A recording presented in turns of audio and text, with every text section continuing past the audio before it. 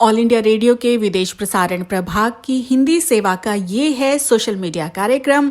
स्वीकार कीजिए नीलम मलकानिया का प्यार भरा नमस्कार। स्वागत आप सभी का। हमेशा की तरह इस एपिसोड में भी हम आपके लिए लेकर आए हैं कुछ संदेश, कुछ जानकारियां। बने रहिएगा हमारे साथ।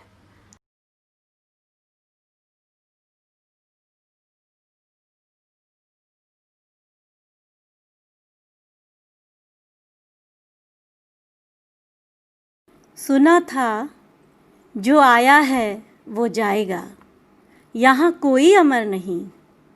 पढ़ा था मृत्यु अटल सत्य है। समझा था राजा राणा छत्रपति हाथिन के असवार, मरना सबको एक दिन अपनी अपनी बार। जाना था शरीर और आत्मा का भेद विज्ञान और कर्म के सिद्धांत, किंतु रहस्य ही रहे मृत्यु से छिपकर उससे बचने के उपाय। किंतु रहस्य ही रहे मृत्यु से छिपकर उससे बचने के उपाय। वर्तमान में उद्घाटित इस रहस्य से अभिभूत हुई मैं, नज़रबंद हूँ घर की चार दीवारी में। खेल रही हूँ आइस पाइस चोर बनाकर यमराज को, उसकी ढपी आँखों से छुपे रहते हुए कैद खाने में समय हो चला है रोमांच भरा। जाने क्यों याद आ रही है कहानी बिगुल वाले उस करिश्माई किरदार की, जो सदियों पहले आया था चूहों के उत्पात से नष्ट होते देश को बचाने, और अपने बिगुल की आवाज़ से चूहों को हिप्नोटाइज कर उतार आया था गहरे पानी वाली उफनती हुई नदी में। शायद इस बार उतर जाए कोरोना वायरस भी अंधे कुएं में, और यमराज चोर ही बना रह जाए। आइस पाइस खेलते इस उम्र में भी सांस रोक लंबे समय तक छिपे रहने का हुनर मुझ में बाकायदा जीवित है, यह जानकर बहुत खुश हूँ मैं। अब शेष है सिर्फ बिगुल वाले का करिश्मा देखना। सच होगा ना यह करिश्मा, होगा ना? होगा, होना ही होगा।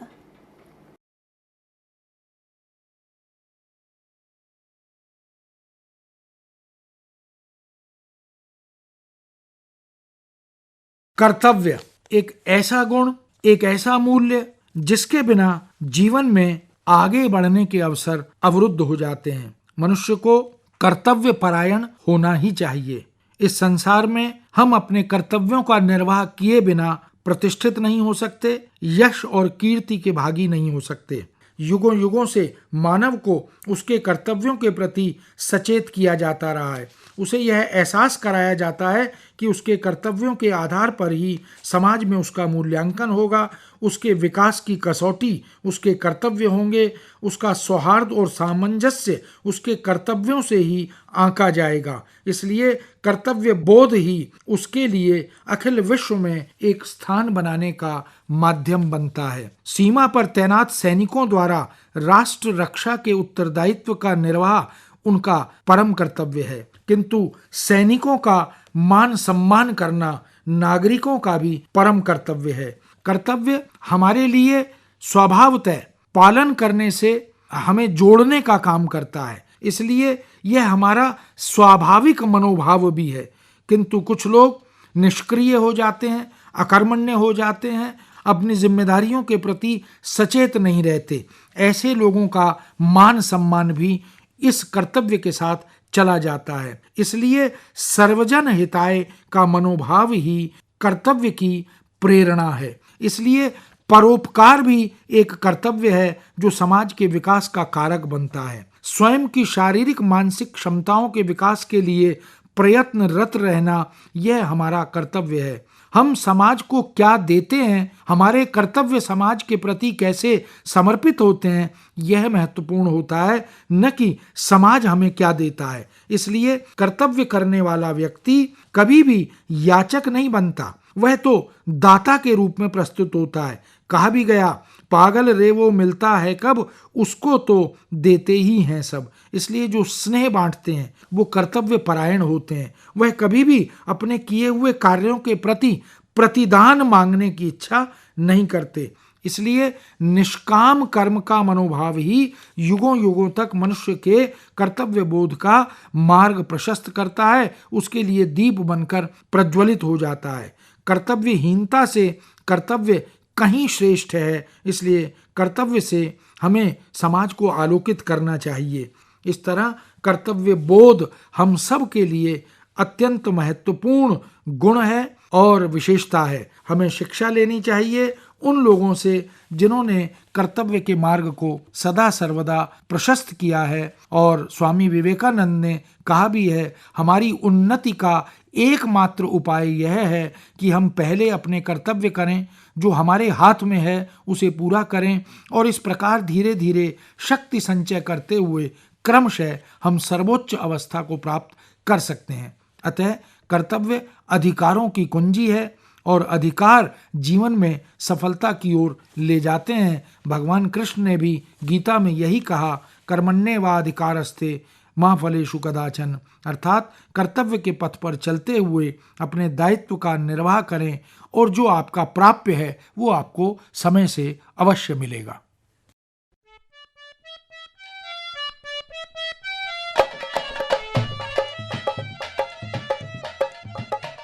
दैया रे दैया बन्नी को नजर लागी, दैया रे दैया बन्नी को नजर लागी, मैं डिबिया काजल की लेकर भागी, मैं डिबिया काजल की लेकर भागी, दैया रे दैया बन्नी को नजर लागी, दैया रे दैया बन्नी को नजर लागी। शीश बन्नी के टीका सोहे, शीश बन्नी के टीका सोहे, कान बन्नी के कुंडल सोहे, कान बन्नी के कुंडल सो, दैया रे दैया नथनी पे नजर लागी, दैया रे दैया नथनी पे नजर लागी, मैं डिबिया काजल की लेकर भागी, डिबिया काजल की लेकर भागी, यारे दैया बन्नी को नजर लागी, दैया रे दैया बन्नी को नजर लागी। गले बन्नी के हरवा सोहे, गले बन्नी के हरवा सोहे, हाथ बन्नी के कंगना सोहे, हाथ बन्नी के कंगना सो, दैया रे दैया मुंदड़ी पे नजर लागी, दैया रे दैया मुंदड़ी पे नजर लागी, मैं डिबिया काजल की लेकर भागी, डिबिया काजल की लेकर भागी, यारे दैया बन्नी को नजर लागी, अरे दैया बन्नी को नजर लागी।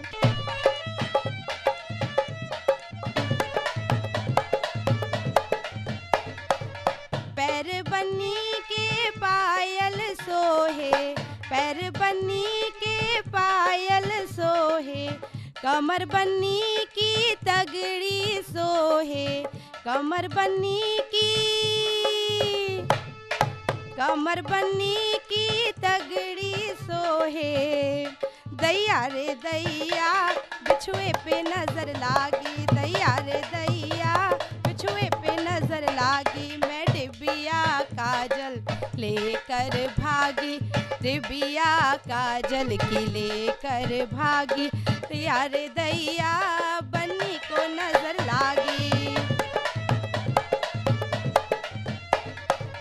अंग बन्नी के लहंगा सोहे, अंग बन्नी के,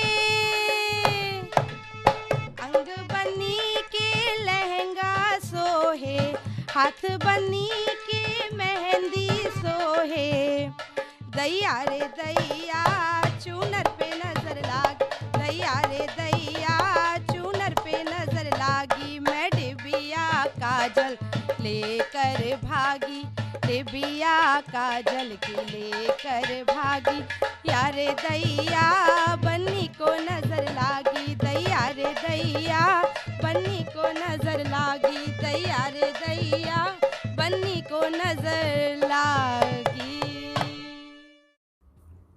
ऑल इंडिया रेडियो की ये हिंदी सेवा है। अब आप मुनीश शर्मा से समाचार सुनिए। देश में 9,17,568 लोग कोविड-19 से उबर चुके हैं। पिछले 24 घंटे में 31,991 लोग संक्रमण से मुक्त हुए हैं। पिछले 24 घंटे में भारत में कोविड-19 की जांच के लिए 5,15,472 जांच परीक्षण हुए हैं। प्रधानमंत्री नरेंद्र मोदी ने एक वीडियो कॉन्फ्रेंस के माध्यम से नोएडा, मुंबई और कोलकाता में कोविड-19 की आधुनिक परीक्षणशालाओं का उद्घाटन किया है। प्रधानमंत्री नरेंद्र मोदी देश में कोविड-19 की स्थिति पर आज और कल राज्य के मुख्यमंत्रियों से चर्चा करने वाले हैं। 1 अगस्त से अनलॉक 3 की शुरुआत हो जाएगी। संक्रमण के बढ़ते मामले देख कुछ राज्यों ने फिर से लॉकडाउन घोषित किया है। केंद्रीय रिजर्व पुलिस बल सीआरपीएफ के स्थापना दिवस के अवसर पर प्रधानमंत्री ने शुभकामना संदेश में कहा है कि देश को सुरक्षित रखने वाले बलों में सीआरपीएफ अग्रणी है। बिहार और असम बाढ़ से जूझ रहे हैं। असम के 23 जिले प्रभावित हैं। केंद्रीय नेतृत्व ने असम के मुख्यमंत्री सर्बानंद सोनोवाल से बात की है। उत्तर पूर्व परिषद ने राहत और मरम्मत कार्यों में हर संभव सहायता का आश्वासन भी राज्य को दिया है। राफेल लड़ाकू विमानों की भारत आने वाली पहली स्क्वाड्रन फ्रांस से रवाना हो चुकी है। इन विमानों को बुधवार को भारतीय वायुसेना में शामिल किया जाएगा। फ्रांस में भारत के राजदूत जावेद अशरफ ने यह यात्रा शुरू होने से पहले भारतीय पायलटों से बात की।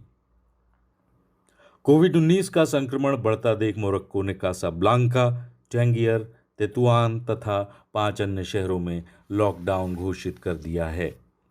सूडान के दारफुर इलाके में सरकार तथा विद्रोहियों के बीच हुए संघर्ष में 80 से अधिक लोगों के हताहत होने की सूचना संयुक्त राष्ट्र ने दी है। महिलाओं के विरुद्ध हिंसा संबंधी एक यूरोपीय संधि से पोलैंड अलग हो रहा है।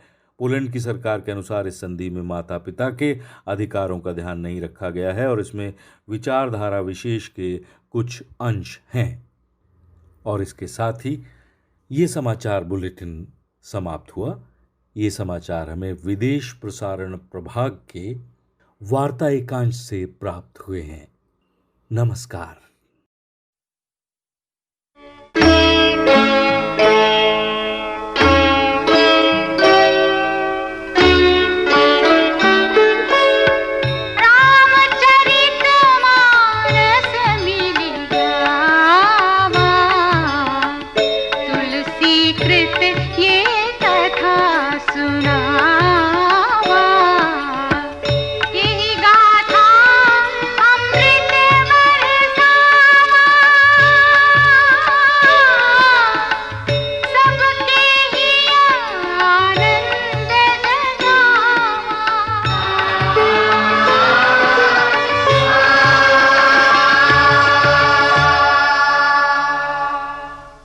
भगवान शंकर अपनी भार्या पार्वती को प्रभु के अवतारों की कथा और अभीष्ट बता रहे हैं। जब जब धर्म का ह्रास होता है और नीच अभिमानी राक्षस बढ़ जाते हैं तो पृथ्वी पर अवतरित होकर प्रभु असुरों का नाश करके देवताओं को स्थापित करते हैं। धर्म शास्त्रों की मर्यादा की रक्षा करते हैं और जगत में अपना निर्मल यश फैलाते हैं। हर एक अवतार जिस कारण होता है वो कारण बस यही है ऐसा नहीं कहा जा सकता। हेतु अनेक हो सकते हैं और ऐसे भी हो सकते हैं जिन्हें कोई नहीं जान सकता। शिवजी ने पार्वती को श्री हरि के 2 द्वारपालों जय और विजय की कथा सुनाई, जो सनकादि ब्राह्मण के शाप के कारण हिरण्यकश्यपु तथा हिरण्ययाक्ष के रूप में मनुष्य योनि में पैदा हुए थे। हिरण्यकश्यपु को मारने के लिए नरसिंह अवतार हुआ तथा हिरण्ययाक्ष का वध प्रभु ने वराह का शरीर धारण करके किया, किंतु स्वयं प्रभु के द्वारा मारे जाने के बाद भी उनकी मुक्ति नहीं हुई, क्योंकि ब्राह्मण का शाप 3 जन्मों के लिए था। कालांतर में यही दोनों रावण तथा कुंभकर्ण नामक महाबली राक्षस हुए।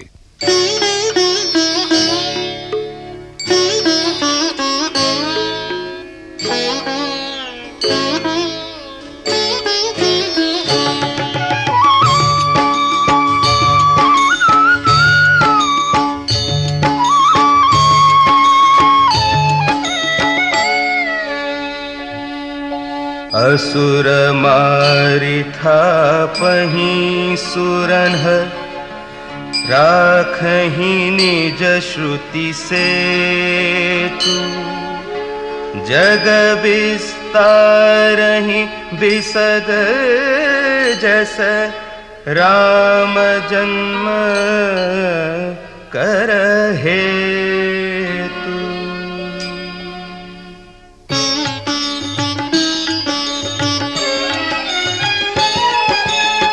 सोई जस गाय भगत भवतरहि कृपा सिंधु जनहित तनु धरहि राम जन्म के हेतु अनेका परम विचित्र एक ते एका जन्म एक दुई कहूँ बखानी सावधान सुनु सुमति भवानी द्वारपाल हरि के प्रिय दोहु जय अरु विजय जान सबको विप्र श्राप ते दूनऊ भाई तामस असुर देह तिन्ह पाई कनक कसिपु अरु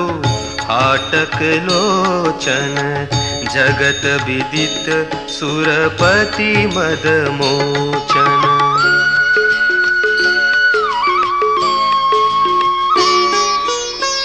विजयी समर वीर विख्याता धरि बराह बपु एक निपाता होई नर हरि दूसर पुनि मारा जन प्रहलाद सुजस विस्तारा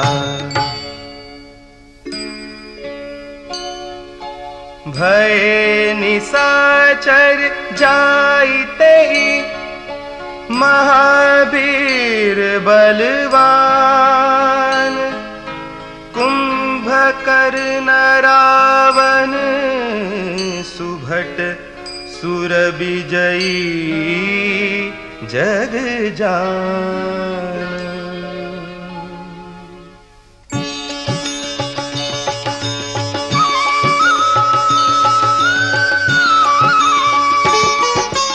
मुकुत न भय हते भगवाना तीन जन्म द्विज बचन प्रवाना एक बार तिन्ह के हित लागी धरे शरीर भगत अनुरागी कश्यप अदिति तहा पितु माता दशरथ कौसल्या विख्याता एक कल्प एहि विधि अवतारा चरित पवित्र किए संसारा एक कल्प सुर देखि दुखारे समर जलंधर सन सब हारे शंभु कीन संग्राम अपारा धनुज महाबल मरई न मारा परम सती असुराधिपनारी तेहि बलताई न जितहि पुरारी छल करी टारे उता सुब्रत प्रभु सुर कारज कीन है जब तहीं जाने मरम तब श्राप कोप करी दीन है।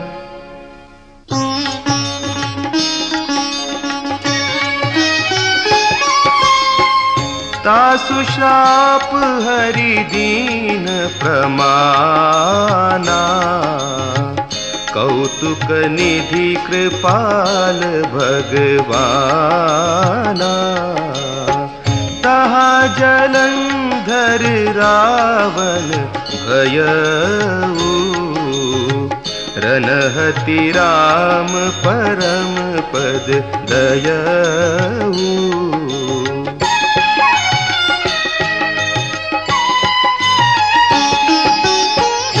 एक जन्म कर कारण एहा, जेहि लगी राम धरी नर देहा। प्रति अवतार कथा प्रभु केरी, सुनु मुनि बरनी कबिन्ह घनेरी। नारद श्राप दीन एक बारा, कल्प एक ते लगी अवतारा। गिरिजा चकित भई सुनि बानी, नारद विष्णु भगत पुनि ज्ञानी।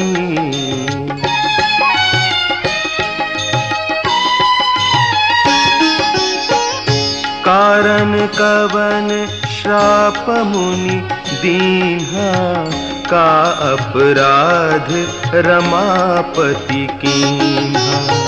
यह प्रसंग मोहि कहु पुरारी, मुनि मन मोह आचरज भारी।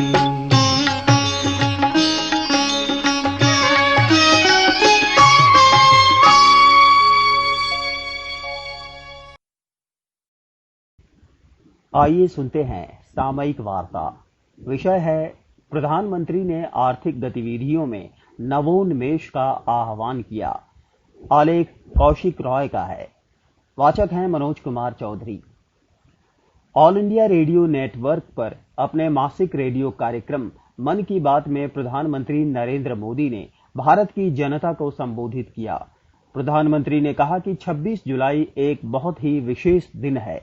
आज से 21 वर्ष पहले हमारी सेना ने करगिल युद्ध में जीत का झंडा फहराया। जिन हालातों में करगिल का युद्ध हुआ, भारत उन्हें कभी नहीं भूल सकता है।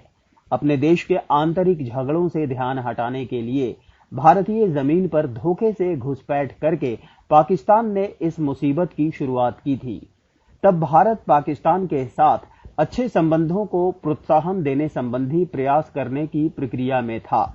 प्रधानमंत्री ने कहा कि युद्ध के समय में हम जो कुछ भी कहते हैं या करते हैं, उसका सीमा पर सदा मुस्तैद रहने वाले हमारे सैनिकों तथा उनके परिवार के मनोबल पर बहुत गहरा असर होता है। हमें इसे कभी नहीं भूलना चाहिए। इसलिए हमारे आचरण, हमारा व्यवहार, हमारा भाषण, हमारे वक्तव्य, हमारी सीमाएं, हमारा उद्देश्य, हम जो कुछ भी करते हैं और कहते हैं, वो विशेष रूप से हमारी सेनाओं के मनोबल तथा सम्मान को बढ़ाने में सहायक होने चाहिए। प्रधानमंत्री का मानना है कि पिछले कई महीनों से देश जिस तरह से एकजुट होकर कोरोना वायरस के विरुद्ध लड़ाई लड़ रहा है, उस भावना ने कई आशंकाओं को गलत साबित कर दिया है। आज अन्य देशों की तुलना में हमारे देश में संक्रमण मुक्त होने की दर बेहतर है। अत्यधिक देशों की तुलना में हमारे देश में कोरोना वायरस के कारण मरने वालों की दर बहुत कम है। निसंदेह एक भी मृत्यु दुखद होती है, लेकिन भारत अपने करोड़ों लोगों के जीवन को बचाने में सफल भी रहा है। बहरहाल हमें अधिक सावधान रहने की आवश्यकता है। हमें इस बात का ध्यान रखना चाहिए कि कोरोना आज भी उतना ही घातक है जितना ये अपने प्रसार की शुरुआत में था। इसलिए हमें पूरी तरह से सावधान रहना चाहिए। श्री मोदी ने जम्मू तथा कश्मीर के गंदेर बल की जैतूना बेगम की सेवाओं को स्मरण किया। उन्होंने निर्णय लिया है कि उनकी पंचायत कोरोना के विरुद्ध लड़ाई लड़ेगी तथा इसके साथ ये आय के अवसर भी उत्पन्न करेगी। उन्होंने अपने आसपास में निःशुल्क मास्क तथा राशन वितरित किए। साथ ही उन्होंने फसल के बीज तथा सेब के छोटे पौधे वितरित किए ताकि लोगों को कृषि और बागवानी में किसी तरह की असुविधा न हो। प्रधानमंत्री ने कहा कि सही तथा सकारात्मक रवैया कष्टदायक समय को अवसरों में बदलने में हमेशा ही कारगर साबित होता है और इससे विकास को बढ़ावा मिलता है। कोरोना के दौरान हमने देखा कि अपनी प्रतिभा तथा दक्षता के बल पर कैसे हमारे देश के युवा तथा महिलाओं ने नए प्रयोग किए। बिहार में महिलाओं के कई स्व सहायता समूह मधुबनी कला के साथ मास्क बनाना शुरू कर चुके हैं और उनका ये प्रयास बहुत लोकप्रिय हो रहा है। स्वास्थ्य की रक्षा करने के अलावा मधुबनी मास्क एक क्षेत्रीय परंपरा का द्योतक है। इससे आजीविका के अवसर भी सृजित हो रहे हैं। बांस का प्रयोग करके त्रिपुरा, मणिपुर तथा असम के शिल्पकार उच्च गुणवत्ता की पानी की बोतल तथा टिफिन बॉक्स बनाना शुरू कर चुके हैं। एक नया उत्पाद होने के साथ ये पर्यावरण के अनुकूल भी हैं। श्री मोदी ने लोगों को नए तरीके से सोचने के लिए कहा। बिहार के युवाओं ने रास्ता दिखा दिया है। पहले वे सामान्य नौकरी किया करते थे। एक दिन उन्होंने मोती की खेती करने का निर्णय लिया। अपने क्षेत्र में लोगों को इसके बारे में अधिक जानकारी नहीं थी, लेकिन युवाओं के इस समूह ने सभी आवश्यक सूचना एकत्रित की और फिर वे जयपुर तथा भुवनेश्वर जाकर प्रशिक्षित हुए तथा अपने गांव लौटकर मोती की खेती की शुरुआत की। आज वे इसके जरिए न सिर्फ आय कर रहे हैं, बल्कि अन्य राज्यों से वापस लौटे मुजफ्फरपुर, बेगूसराय तथा पटना के प्रवासी श्रमिकों को भी प्रशिक्षण देना शुरू कर चुके हैं। बहुत से लोगों के लिए इसने आत्मनिर्भर बनने के नए मार्ग को खोल दिया है। श्री मोदी ने कहा कि 7 अगस्त राष्ट्रीय हथकरघा दिवस है। भारत का हथकरघा तथा हमारे हस्तशिल्प का सैकड़ों वर्ष पुराना एक गौरवशाली इतिहास है। अधिक से अधिक मात्रा में भारतीय हथकरघा तथा हस्तशिल्प को प्रयोग में लाने का हमें प्रयास करना चाहिए और इसके प्रयोग के लिए अधिक से अधिक लोगों को प्रेरित किया जाना चाहिए। प्रधानमंत्री ने सूरीनाम के साथ भारत के निकटतम संबंधों को स्मरण किया। सैकड़ों वर्षों से अधिक समय पहले भारत के लोग वहां गए और वहां अपने घर बनाए। आज सूरीनाम की 1/4 से अधिक आबादी भारतीय मूल की है। सरनामी वहां की आम भाषाओं में से एक है। ये भोजपुरी की एक उपबोली है। भारत इन सांस्कृतिक संबंधों के प्रति गर्व का अनुभव करता है। हाल ही में चंद्रिका प्रसाद संतोखी सूरीनाम के राष्ट्रपति निर्वाचित हुए हैं। अपने शपथ ग्रहण समारोह में श्री संतोखी ने वैदिक भजन सुनाए। उन्होंने संस्कृत भाषा में भी संबोधन किया। प्रधानमंत्री ने श्री चंद्रिका प्रसाद संतोखी को बधाई दी तथा उन्हें 130 करोड़ भारतीयों की ओर से शुभकामनाएं दी। कार्यक्रम आपको कैसा लगा हमें जरूर बताइएगा esth.radiomail@gmail.com पर। अपना ध्यान रखिए, अपने परिवार का ध्यान रखिए। अगले अंक में हम फिर हाजिर होंगे। अब मुझे यानी नीलम मलकानिया को दीजिए इजाजत। नमस्कार।